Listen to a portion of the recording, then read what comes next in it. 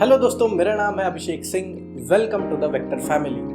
अभी तक हम रोटेशनल डायनामिक के काफ़ी सारे इंपॉर्टेंट डेरिवेशंस को कंप्लीट कर चुके हैं। पिछले वीडियोस में हमने पैरेलल एक्सिस थ्योरम और परपेंडिकुलर एक्सिस थ्योरम, जो बहुत इंपॉर्टेंट डेरिवेशन है, वो दोनों वीडियो भी कंप्लीट कर चुके हैं। तो ऊपर आई बटन पर दोनों वीडियो फ्लैश हो रहे होंगे, आप जाके उन वीडियो को भी देख सकते हैं। हमारे इस चैनल पे हम मल्टीपल सब्जेक्ट्स के वीडियोस आप लोगों के लिए बनाते हैं, तो प्लीज़ हमारे चैनल को सब्सक्राइब भी कर दीजिए। हमारा जो 1000 सब्सक्राइबर का भी गोल है, उसको भी कंप्लीट करने में हेल्प करें, ठीक है। इस पर्टिकुलर वीडियो में हम लोग देखने वाले हैं moment of inertia of a ring and moment of inertia of a disc. तो ज्यादा टाइम वेस्ट ना करते हुए चलिए वीडियो को कंटिन्यू करते हैं। चलिए देखते हैं moment of inertia of a ring. तो पहला क्या काम करना है कि हमने एक रिंग बना लिया। अब इस रिंग के सेंटर से एक एक्सिस ऐसे पास हो रहा है। ध्यान रखना कि ये एक्सिस है और इसके चारों तरफ एक रिंग है। जैसे कड़ा होता है ना, कड़ा या चूड़ी समझ लो। तो अगर उस चूड़ी के या उस कड़े के बीच से आपने एक एक्सिस पास किया, उसके अबाउट मोमेंट ऑफ इनर्शिया निकालना है। बात समझे? तो मैंने माना कि यहां पे मेरा सेंटर है, बोला। यहां से मैंने एक छोटा सा मास कंसीडर कर लिया, dm, ठीक है। इस डिस्टेंस को मैंने बोला r। बोलो, इतना क्लियर है? ठीक। अब मुझे करना क्या है? मुझे इस पूरे रिंग का मोमेंट ऑफ इनर्शिया बताना है। तो मैं एक काम करूंगा, मैं इस छोटे से मास का निकालूं और उसके बाद छोटे छोटे सारे मासेस को ऐड कर दूंगा, तो टोटल मोमेंट ऑफ इनर्शिया आ जाएगा। बोलो, moment of inertia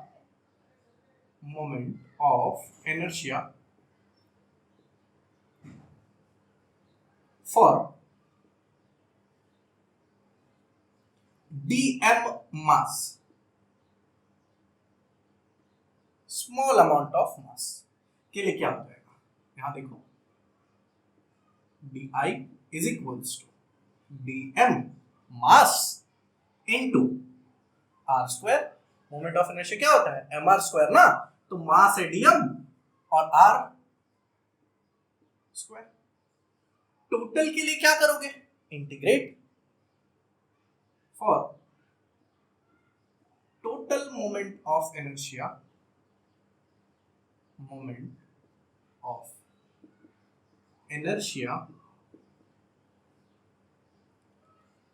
integrate on both the side, integrate on both side। तो क्या हो जाएगा? Integration of D I integration of dm r square. बोलो, इतना समझ में आया? अब अगर di को इंटीग्रेट करोगे तो क्या वैल्यू आ जाएगी? i। छोटे छोटे सारे di ऐड हो जाएंगे तो टोटल वैल्यू आ जाएगी। यहां की बात करो तो इस पूरे dm के लिए, सारे dm, चाहे मैं dm यहां लूं, सारे dm के लिए रेडियस तो मेरा फिक्स है। तो मतलब r मेरा क्या हो गया? कांस्टेंट। और जो कांस्टेंट है तो वो बाहर आ जाएगा। इसका मतलब r स्क्वायर मेरा बाहर आ गया। इंटीग्रेशन किसका हुआ? dm का। बोलो, अब फटाक से बताएंगे।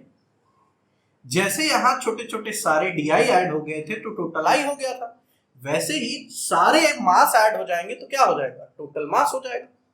इसका मतलब integration of dm is equals to total mass।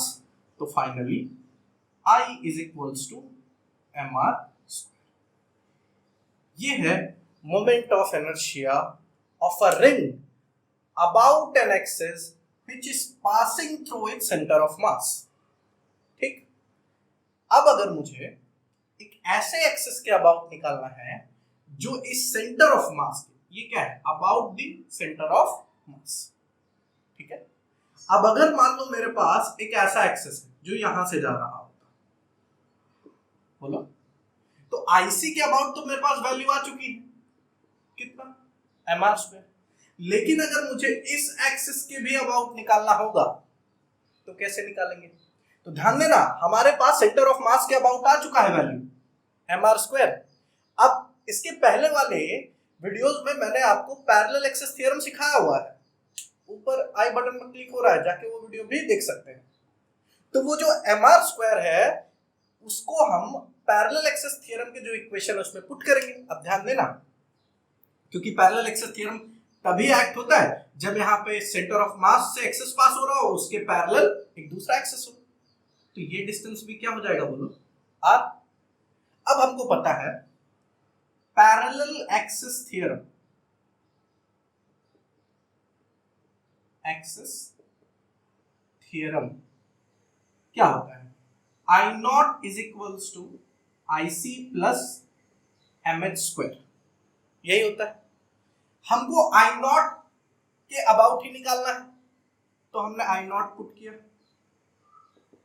IC का वैल्यू हमको ऑलरेडी पता है, कितना, MR square, MR square plus M, क्या ये H यही है, H क्या था, दोनों पैरेलल एक्सेस के बीच का डिस्टेंस, और यही H किसके बराबर है, R के। तो यहाँ H की जगह क्या पुट करूं, R। तो फाइनली MR स्क्वायर और MR स्क्वायर को ऐड करोगे तो वैल्यू क्या आ जाएगा, 2MR स्क्वायर। तो ये दो एक्सेस हो गए जिसके अबाउट आपको मोमेंट ऑफ इनर्शिया एक रिंग का पता होना चाहिए, एक अबाउट द सेंटर ऑफ मास, दूसरा उसके पैरेलल एक्सेस पे, एक है mr स्क्वायर, दूसरा है 2mr स्क्वायर। तो चलिए अब हम लोग देखते हैं moment of inertia of a disc. तो चलिए अब हम लोग देखते हैं moment of inertia of a disc. अब डिस्क क्या है, जैसे आप एक तस्तरी समझ ले, खाने की प्लेट हो गई सर्कुलर, है ना, प्लेट होता है। ध्यान रखना रिंग जो होता है उसके बीच का जो जगह होती है वो पूरी खाली होती है। आप उंगलियों में रिंग पहनते हो तो बीच की जगह खाली होती है ना, बट क्या डिस्क में बीच की जगह खाली है, नहीं। और यहां पे हम अज्यूम करके चल रहे हैं कि पूरे डिस्क में जो मास का डिस्ट्रीब्यूशन है वो है कंटिन्यूअस मास डिस्ट्रीब्यूशन। मतलब जैसा मास सेंटर में है, जितना मास का डिस्ट्रीब्यूशन उसके सेंटर में रहेगा डिस्क के, उतना ही मास का डिस्ट्रीब्यूशन डिस्क के लास्ट में भी रहेगा। कंटिन्यूअस मास डिस्ट्रीब्यूशन हम कंसीडर करके चल रहे हैं, ठीक। तो हमने एक डिस्क बना दी, ध्यान रखना ये डिस्क पूरी यहां से भरी हुई है ऐसे, ठीक। इसके मुझे अबाउट एन एक्सेस समझना है कि मोमेंट ऑफ इनर्शिया क्या होगा। अब बिकॉज ऑफ यहां पे हर जगह मास डिस्ट्रीब्यूशन है, तो अब आप सोचो कि क्या ऐसा करें कि हमारी वैल्यू आ जाए। अब समझना, इसके पहले हम मोमेंट ऑफ इनर्शिया रिंग का देख चुके हैं, बोलो। तो हम एक काम करते हैं, अगर हम इसी डिस्क से एक पतला सा रिंग काट लें ऐसे,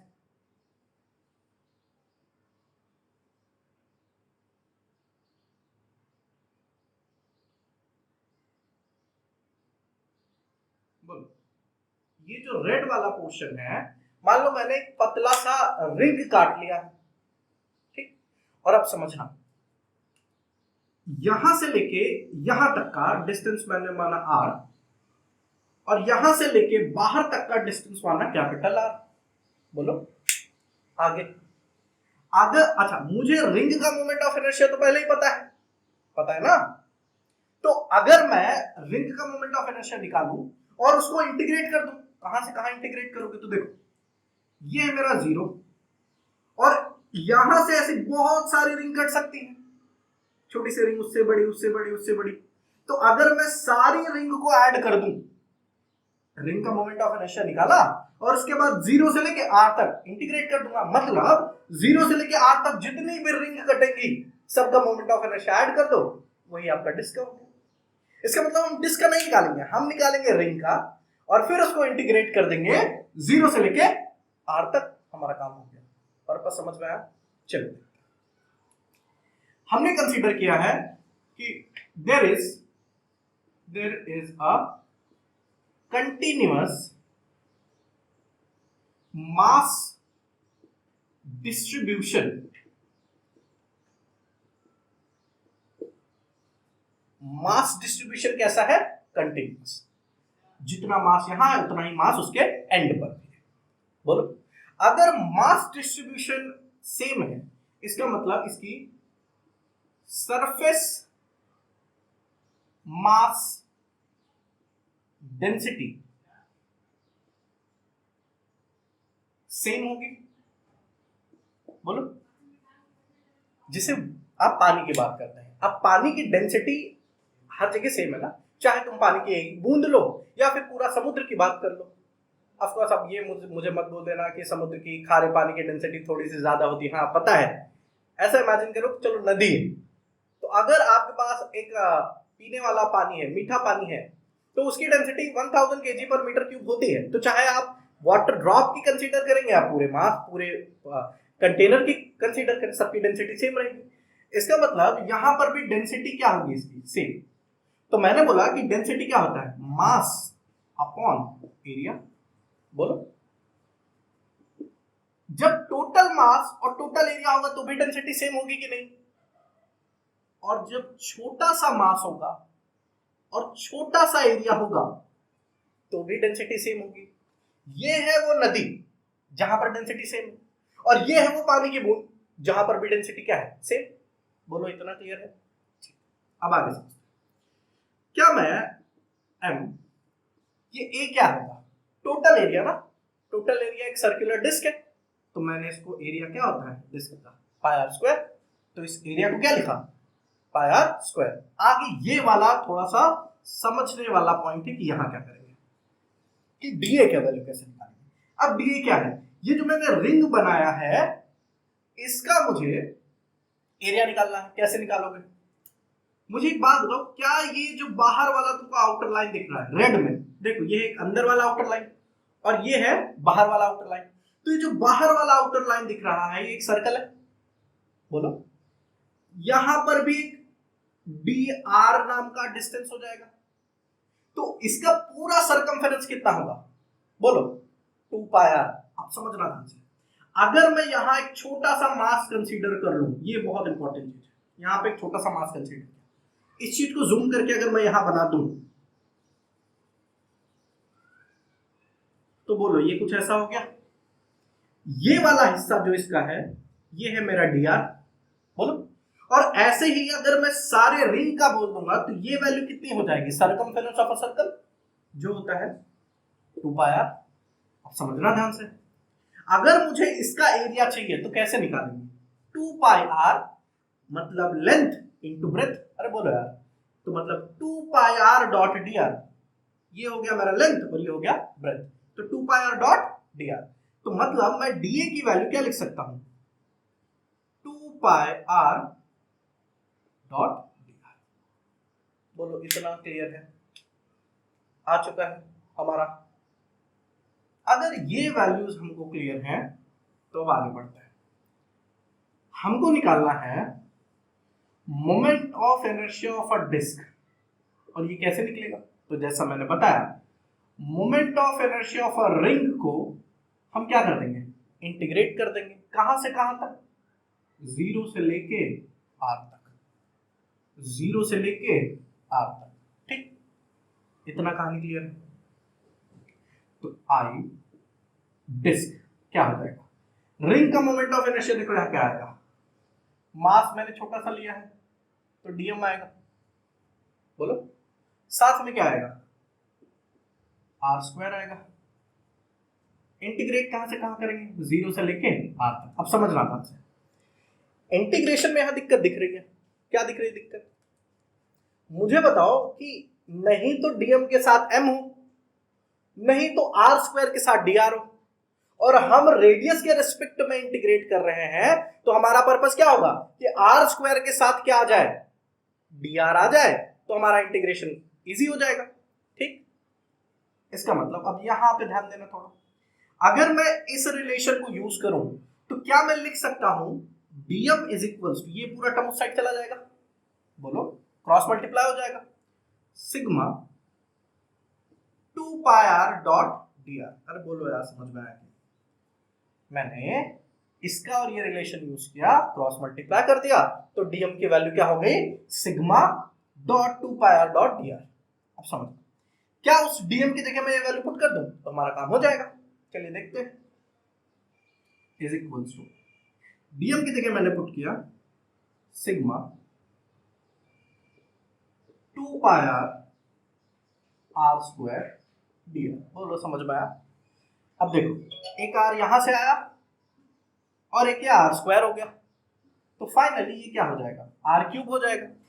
आगे ध्यान से देखेंगे ये सिग्मा क्या है, डेंसिटी जो कांस्टेंट होती है, 2 पाई भी क्या है, नंबर, वो भी कांस्टेंट होता है, तो बाहर आ जाएगा। तो अंदर क्या बचेगा, बाहर आया सिग्मा 2 पाई, अंदर क्या क्या बचा, R cube dot D R. और इसको इंटीग्रेट कहां से कहां कर रहे हैं, 0 से लेके आर तक। बोलो अगर अब हमको इसको इंटीग्रेट करना है तो हम क्या यूज करेंगे, इंटीग्रेशन का फॉर्मूला आपको पता होना चाहिए, यहां लिख रहा हूं integration of x dot dx का फॉर्मूला होता है x raise to n plus 1 divide by n plus 1। तो यहां पे भी वही यूज कर लेंगे, ये है हमारा x और उसका पावर n की वैल्यू कितनी है 3। तो फाइनली क्या हो जाएगा, सिग्मा 2 पाई, यहां क्या हो जाएगा, इंटीग्रेशन कर देंगे तो r का पावर 4, अरे बोलो 3 प्लस 1 तो कितना हो गया 4 अपॉन n प्लस 1, n की वैल्यू कितनी 3 प्लस 1 कितना हो गया 4। Upper limit lower limit, basically ये लोअर लिमिट है, अपर लिमिट है, ठीक। अब क्या करेंगे, upper limit minus lower limit, ये 4 है इसको भी बाहर ले लो, तो क्या क्या बाहर आ गया 0, 2 पाई बाय 4 ये बाहर आ चुका है। अंदर क्या बचा, r का पावर 4 माइनस 0 का power 4, upper limit minus lower limit. तो फाइनली सिग्मा, ये 2 से 2 कैंसिल हो गया, बोलो तो क्या आया, पाई बाय 2 r का पावर 4। क्या इतनी कहानी क्लियर है? अब समझना, देखो अब क्या कर सकते हैं, क्या यहां से सिग्मा की वैल्यू तुमको पता है क्या होता है, एम आर स्क्वायर। देखो m upon pi R square, तो सिग्मा की जगह मैं क्या पुट कर सकता हूं, m upon pi R square, m upon pi R square, पहले से यहां पाई बाय 2 है इनटू r का पावर 4 है। अब देखो क्या क्या चीजें कैंसल आउट होती हुई दिख रही हैं, ये पाई से ये पाई चला गया, ये r से यहां r का पावर स्क्वायर बचा, तो फाइनली हमारे पास बचा क्या है, नीचे बचा है हाफ, इधर बचा है m और इधर बचा है r स्क्वायर, ठीक। तो फाइनली हमने इक्वेशन क्या बना दिया, हाफ एम आर स्क्वायर, या फिर यही चीज बुक में ऐसे भी लिखी हुई मिलेगी एम आर स्क्वायर बाय 2, ठीक है। तो अभी हमने देख लिया moment of inertia of a disc about its centre of mass. अब जैसा हमने इसके पहले रिंग का देखा कि अगर मान लो उस रिंग के सेंटर ऑफ मास के पैरेलल कोई एक्सिस है तो उसका मोमेंट ऑफ इनर्शिया क्या होगा, सिमिलरली डिस्क का भी तो देखना पड़ेगा, ठीक है। तो आई थिंक अगर आपको ये पूरी कहानी समझ में आई तो मैं साइड हट रहा हूं, आप इसका स्क्रीनशॉट ले लें, फिर आगे मैं दूसरे एक्सिस के अबाउट भी बता देता हूं, स्क्रीनशॉट ले लें। आई थिंक आपने स्क्रीनशॉट ले लिया है। अब मैं इसको मिटा के थोड़ा सा एक और चीज आपको एक्सप्लेन कर देता हूं।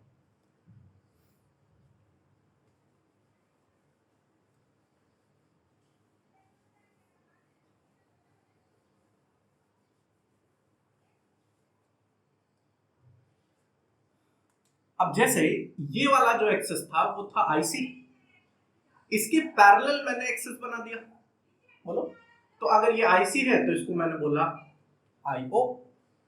अब फिर से आप क्या यूज करोगे, पैरेलल एक्सिस थ्योरम।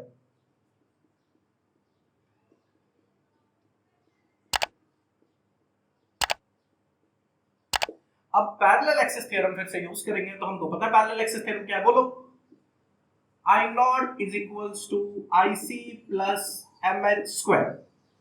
यहां पे ये वाला डिस्टेंस क्या हो जाएगा मेरा r, तो फाइनली हमको पता आई ओ, आई सी का वैल्यू क्या होता है M R square by 2 plus M, H की वैल्यू किसके बराबर है r के, तो क्या हो जाएगा I naught is equals to, ये है 1 ये है हाफ, तो कितना होता है 1 और हाफ को ऐड करोगे 1.5 आ जाएगा। 1.5 का मतलब क्या होता है 3/2। अब बात जिसको नहीं समझा तो एक काम करना, यहां मैंने ले लिया एलसीएम 2, ऊपर क्या होगा एम आर स्क्वायर, यहां कुछ नहीं तो क्या है बेस 1, ये इसका 2 गुना है तो ऊपर भी कितना हो जाएगा 2 टाइम्स, तो इधर हो जाएगा 2mr²। 2 + 1 3, तो I0 is equals to 3/2mr²। तो ये भी है, ये भी जो आपको फॉर्मूला है ये आपको पता होना चाहिए। ये फॉर्मूला कब वैलिड होगा, जब एक डिस्क के पैरेलल कोई एक्सिस हो तो इस वीडियो में हमने रिंग और डिस्क ये दोनों ही मोमेंट ऑफ इनर्शिया देख लिए हैं। रिंग के लिए हमने देखा कि अगर उसके सेंटर से एक्सिस पास हो रहा है तो वहां पे मोमेंट ऑफ इनर्शिया आएगा mr², और उसके एक्सिस के पैरेलल कोई दूसरा होगा तो वैल्यू आएगी 2mr²। फिर हमने देखा डिस्क का, डिस्क के अगर सेंटर से पास हो रहा है तो उसकी वैल्यू आएगी mr²/2, और अगर उसके कोई पैरेलल एक्सिस है तो उसका आएगा 3/2mr²। सो आई होप आपको ये वीडियो अच्छे से समझा होगा। वीडियो को रिवाइंड कीजिए, इसके प्रॉपर नोट्स बनाइए। Thanks a lot for watching this video. Thank you.